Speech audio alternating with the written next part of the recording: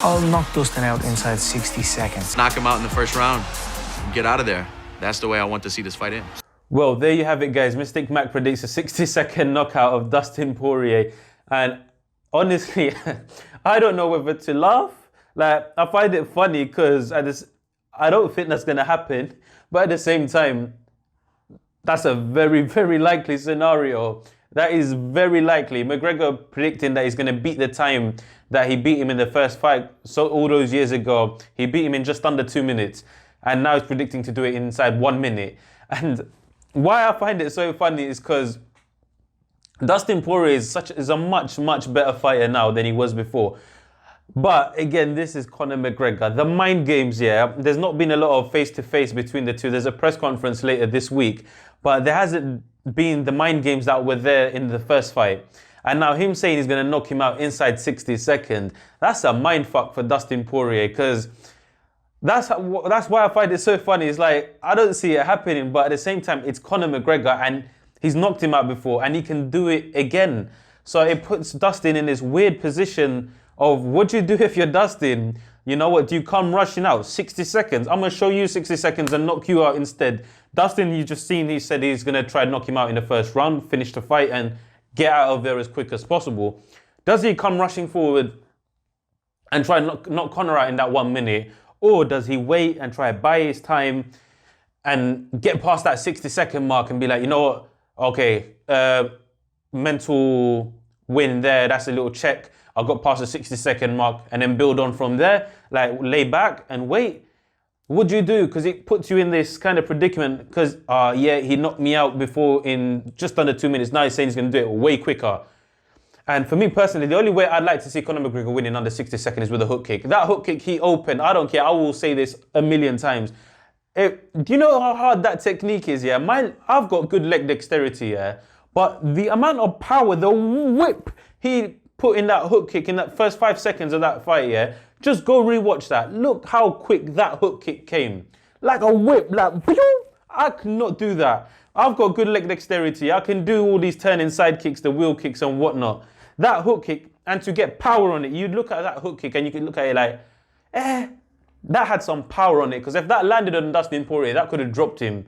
That could have dropped him. So back to my point. Dustin Poirier, you end up in this predicament. Do I go out and fight a bit angry 60 seconds and show him 60 seconds, knock me out in 60 seconds? Or do I wait and, you know, just get through that 60 seconds? And then that's a problem as well. Because when you start doing that and you start falling back, Dan Hardy explains it so well on Inside the Octagon, and so many other breakdowns of Conor McGregor that he's done, of how McGregor lays traps for you by moving you back and pushing you to post and sending you where he wants you to go. So what do? Do you move back?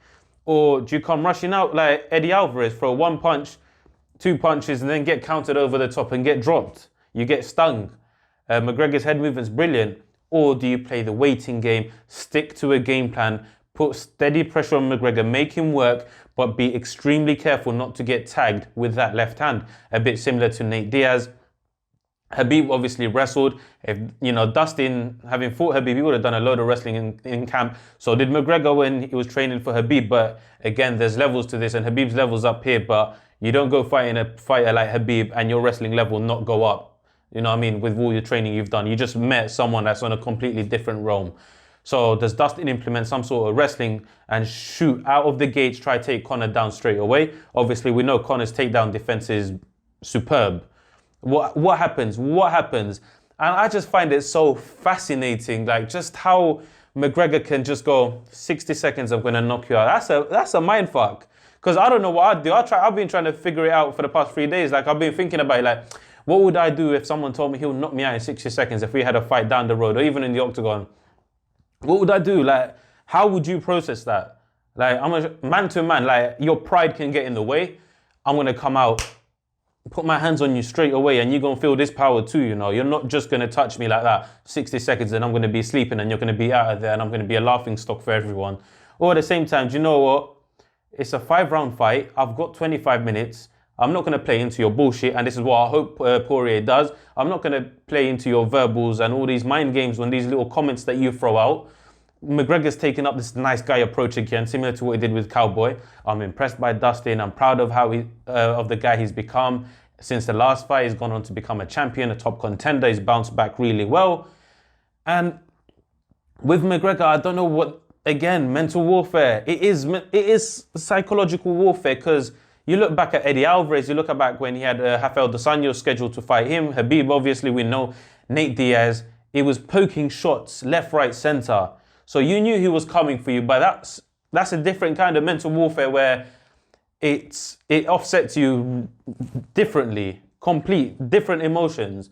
And then you got him bigging you up the way he did Cerrone, now he's bigging up Poirier, which in my mind creates a false sense of security. Whereby, I have this guy, I've bounced back since the last fight, you're going to see a good fight. We're going to have a good fight, man. It's going to go back and forth. Man, I am your match. Like, I got this, I can fight you now. We're on the same level, or I might be better. And then what does McGregor do? Shows you levels. Like, it makes you think, now you're here. So you come and think, you know what? I might just have your number. And you start doing things that initially, if he poked at you, you wouldn't do. You'd be more hesitant. But then this kind of frees you a bit, so you come out and you try throw and you get slipped and you get countered and you fall right onto that left hand. See what happened to Cerrone, full sense of security. Obviously, he beat him outside the cage. The entire spectacle was too much for Cerrone, and he had lost before he even got in. So now with Dustin, there's this false sense of security where he's bigging him up. He's telling him, I'm so proud of you. Like, you're like my son, innit? Like, I'm a proud father here, man. I gave you your ass whooping. You took it. You come back. Now you're a man. Like, bro, like, are you guys deep in what my man's doing? It's nah. So for Dustin, man, I just find it funny, innit? Because he can win. In 60 seconds, he can sleep Dustin. And again, the only way I want to see him do that is a hook kick.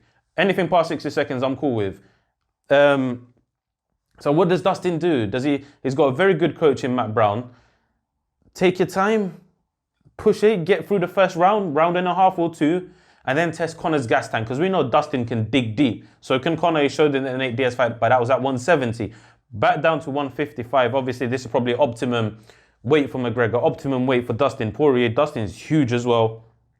See who digs deeper come third, fourth, fifth round, if it gets there. Or does Dustin finish him in the first round? You guys let me know what you think. Leave a comment below, like the video, obviously share, and don't forget to subscribe. See you guys later.